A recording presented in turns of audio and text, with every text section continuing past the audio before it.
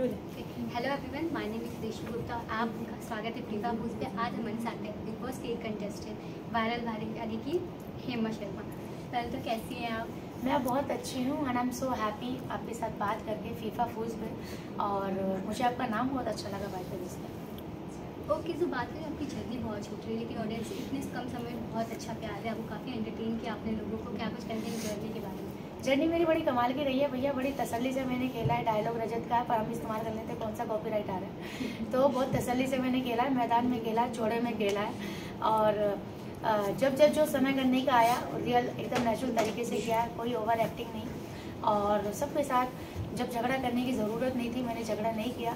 जब मुझे लगा बहुत ज़्यादा ड्रामा क्रिएट हो रहा है, अननेसेसरली समझ नहीं आ रहा था, किसी का ईगो, किसी की सॉरी खाना नहीं मिल रहा था, तब लास्ट में मेरा ब्लास्ट हुआ है।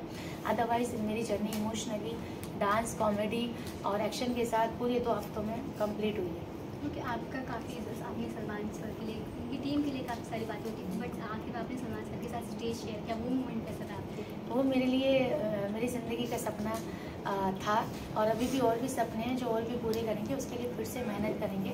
और जो बोला था मैं उनको भी थैंक यू बोलना चाहती हूँ कि जो भी जिनके बारे में मैंने बोला था कि अगर वो नहीं होती तो शायद मैं और मेहनत नहीं करती। तो मुझे ऐसा लगता है कि जब कोई चीज़ें बुरी होती है तो कहीं ना कहीं वो रीज़न होता है क्योंकि आगे बहुत कुछ अच्छा होना होता है। तो मैं जितने भी सब चीज़ें हुई हैं ये लास्ट ईयर कंट्रोवर्सी, पहले तो डर रही थी बट अब मैं बोलूँगी thank you so much. Okay, audience के साथ साथ ये भी कहना कि आपने जो वो सलमान सर के लिए बोला या मनीषा आने के लिए बोला, वो कहीं ना कहीं प्री प्लान था बिग बॉस जाने के लिए? नहीं, ये बिल्कुल सरासर गलत है। इवन जब भी मेरी कंट्रोवर्सी हुई तो मैं वायरल भाभी के लिए मैं इंटरव्यू दे रही थी और जैसे अभी आप मेरे से कुछ भी पूछ लें और मैं बोल दूँ और वो रिकॉर्ड कर दे, वायरल हो जाए, तो वैसे ही वो वायरल हो गया था। नहीं तो मैं बढ़िया साड़ी पहन के आती, जैसे मैं आज पहन के आई हूँ सब, तो मैं ऑर्डिनरी साड़ी पहनी थी। और शिल्पा जी सॉरी अपना ये मनीषा के लिए मैंने जो बात बोली थी वो उस वक्त लाइन पे बोली थी कि जब ये सोशल मीडिया इन्फ्लुएंसर है और ये बिग बॉस OTT3 में जा सकती हैं, तो मैंने तो काफ़ी फिल्में भी की हैं, तो वाई नॉट मैं क्यों नहीं जा सकती। बट अभी भगवान की कृपा से मैंने तो खैर बिग बॉस कलर्स TV वाला किया, उन्होंने OTT किया, वो भी बहुत बढ़िया है और भगवान की कृपा से हम भी बहुत खूबसूरत हैं। आपको कौन टफ कंटेस्टेंट लगा कि ये हो सकता है जो आपको टक्कर दे सकता है? देखो, अगर मेरे साथ टक्कर होती तो माँ कसम सारा की भी हो सकती थी, क्योंकि जब शुरू में जितना घुसते हैं ना माँ कसम, कुछ टाइम बाद वो ज़्यादा ब्लास्ट भी होते हैं। तो मुझे लग रहा था कि एक टाइम कि ऐसा ना हो कि एक दिन मैं शक्ल देख रही थी, मुझे लग रहा था ऐसा ना हो एक दिन मेरे इसके साथ झगड़ा हो जाए और फिर जो है ब्रेकिंग न्यूज़ बन जाए। तो मैं अगर वहाँ रहती तो चांसेस थे सारा के साथ भी, क्योंकि हमारी मैच्योरिटी लेवल बहुत हाई थी। और चाहत के साथ जो मेरा हुआ, अभी तो एक दिन हुआ, अगर मेरे को लंबा समय होता तो पता नहीं अब तक तो कितनी बार हो जाता। और ब्रेकिंग न्यूज़, हेमा और चाहत की हुई लड़ाई, दोस्ती में आई दरार, चाहत का दिल तोड़ा हेमा दीदी ने, हेमा दीदी के बारे में सोच सोच के हुई पागल। तो ये सब चीज़ें चलती होती, लेकिन मेरा सफ़र ख़त्म हो गया और मैं आई एम हैप्पी कि चाहत अच्छा खेल रही है।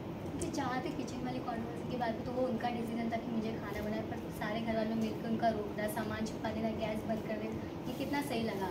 देखिए, सामान छुपाना वो उनका प्रॉब्लम है, ये इसमें मेरा कुछ लेना देना नहीं है। मेरी गैस होती तो मैं बोलती भैया मेरी गैस से क्यों छुपा रहे हो, बट चूँकि गैस अंडर अपना इनके थी, टाइम बोर्ड के थी, तो और दूसरी बात वो जो उन्होंने किया था वो उनका खुद का ओरिजिनल आइडिया नहीं था, वो इनका था, अविनाश ने दिया था, जो फॉलो इसने किया। तो इसलिए भी वो रियलिटी मेरे को लगा नहीं, तो इसलिए भी मैं साइलेंट थी। हाँ, वो झीमा चपटी हो रही थी तो मेरे को ये लग रहा था किसकी तरफ ज़्यादा जा रहा है, किसकी तरफ कम जा रहा है। तो मेरा जो है मैं पूरा ऑब्जर्व कर रही थी कि एक्चुअली कितना रियल है, जो मेरे को लगा कि थोड़ा सा शायद फेक भी था।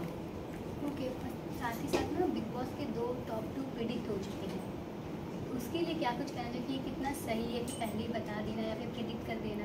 आई थिंक प्रेडिक्ट करने का इंटेंशन सिर्फ यही होगा जिससे जो बाकी कंटेस्टेंट है वो हमेशा जोश में रहें। ये ऑलरेडी डिक्लेयर कर दिया है तो भैया आपको कितनी मेहनत करनी पड़ेगी, है ना। तो कहीं ना कहीं ये भी एक तरीका होगा बाकी कंटेस्टेंट को प्रॉपर हमेशा एनर्जी में रखने के लिए। बट कहीं ना कहीं इससे ये भी एक नुकसान है कि जो कंटेस्टेंट जैसे तैसे मेहनत करके आए हैं ज़मीन से जुड़े हुए लाइक मी, उनको ये भी इनसिक्योरिटी भी फील करा सकता है कि यार ऑलरेडी जब यहाँ पे डिक्लेयर कर दिया तो फिर हम यहाँ पे क्या करेंगे, ऑलरेडी यहाँ पे अगर कलर्स का कोई लाडला है तो फिर हमारी क्या वैल्यू है।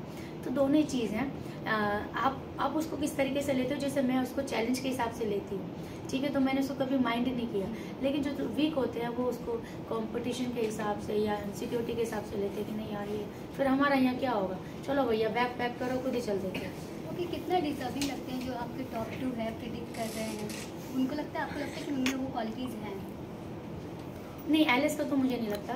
विवियन भाई का इसलिए लगता है क्योंकि भैया कलर्स के लाडली हैं और जो है फेमस फेस है और इंटेलिजेंट है, शार्प माइंडेड है, पढ़े लिखे इंसान है। वो बात अलग है कि बात कहने में थोड़ा समय ले लेते हैं, जब तक तो आधी ट्रेन निकलने का टाइम हो जाता है। सुबह उठते भी जब हैं, जब आधे लोग उठ जाते हैं, हम तो पूरा बाकायदा डांस वांस करके आ जाते हैं। तो अब आई थिंक अब समय जैसे भागेगा ना, वैसे उनकी स्पीड भी भागेगी। ओके, लास्टली अगर आपको बिग बॉस में वापस जाने का मौका मिलता है तो आप किसकी बैंड बजाना पसंद करेंगे? देखो भैया, एक एक का हिसाब होगा आपका, तो सीधी सी बात है भैया। आपका तो जो साड़ी में बांधती हूँ ना कमर में, ये उतरेगी नहीं। अब तो जो लाइन पे आएगा भैया सबका हिसाब होगा। बहुत हो गया अविनाश, तेरा भी हो गया। चाहत यार तू भी बहुत मतलब गलत बात है, इधर की बात उधर करना। मुस्कान, पता नहीं तुम तो मिलोगे कि नहीं मिलोगी। और भैया विवेन भैया, देखो ऐसा है कि तुम स्पीड में बात करोगे तो मैं बात करूँगी, नहीं तो मैं बात ही नहीं करूँगी। रही करण की बात, तुम मेरे को प्रवोक मत कर, तू अपना देख ले, मैं अपना खुद देख लूँगी। तो जितने भी हैं शहजादा, तो जो है किसी के फटे में टांग अड़ाता है, तू अपना फटे में टांग अड़ा और अपने आप खुद से मेरे को मतलब अभी क्या 1 बाय 1 करते थे, वो हो जाएगा। वो सॉफ्ट कॉर्नर की वजह से जो मेरे लगे हैं बिग बॉस में 2 वीक्स, जो मैं डिजर्व करती थी नहीं कर पाई, या जो भी है मेरे साथ हुआ है, समय आएगा, गोल्डन अपॉर्चुनिटी मिलेगी तो डेफिनेटली उसको हम दिल खोल के, बाहें खोल के एक्सेप्ट करेंगे। और नई है मैं एंट्री करेगी बोल्ड, इस बार एंट्री करेगी दबंग वायरल भाभी। ओके, लास्टली अपने फैंस से क्या कुछ कहना चाहेंगे? मेरे फ्रेंड्स तो भैया आप लोगों की वजह से ही आज मैं यहाँ पर पहुँची हूँ। तो आप है तो मैं हूँ, और आप लोगों का साथ है, इसलिए मेरा डे बाय डे हो रहा है विकास है। और बस आप ऐसे ही साथ देते रहो, क्योंकि अभी तो हमारी कहानी शुरू हुई है, आपकी मेरी। मैं अगर कहीं कामयाब हूँ तो समझ लीजिए आप कामयाब हैं। और इसको आप हार ना समझना, इसको भी आप पॉजिटिव लें कि आपकी हिम्मत को जिस तरीके से लिया गया था एंटरटेनिंग पैकेज की वजह से, आई गेव माई बेस्ट। जहाँ जहाँ मुझे मौका मिला, जहाँ जहाँ सिचुएशन हुई, आई डिड दैट। और मैंने बांध के रखा घर वालों को भी और घर के बाहर जो थे। और बिल्कुल निराश नहीं होना, क्योंकि रात के बाद सवेरा होता है। ठीक है, न्यू डे न्यू डॉलर।